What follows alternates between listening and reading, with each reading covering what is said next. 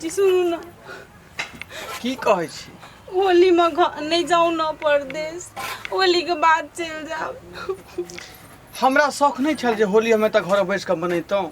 पबनी नजदीक चल आल छे 2-3 दिन टाइम में तकर बाद हाथ चल जाओ अहाँ किया नहीं बुझ रहल छियै हम फैक्ट्री में काज कर रहल छियै आ कते मुश्किल से हमरा जे है छुट्टी देने रहे 2-3 दिन के बुझलौं कहू त होली में लोग परदेश से घर आवे छे आ घर से परदेश जा रहल छे हम केना होली मनाइए देखू एना निराश नहीं हो लोग सब अहिना परदेश जाय छे खटै छे दूगो पैसा के लेल लोग कहाँ से कहाँ जाय छे अब हम सब पर पबनी देखबै त दूगो पैसा कत से आत हैं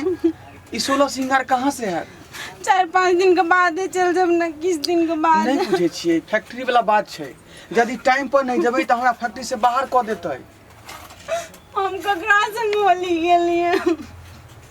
देखो निराश नहीं हो आना नहीं कानू एना अहाँ कने छी त हमर दिल टूटै है बुझलौं हमरा हिम्मत दू ताकि हम परदेश तक पहुंच सकी नहीं कानू हंस कर विदा करो हमरा पता नहीं चलो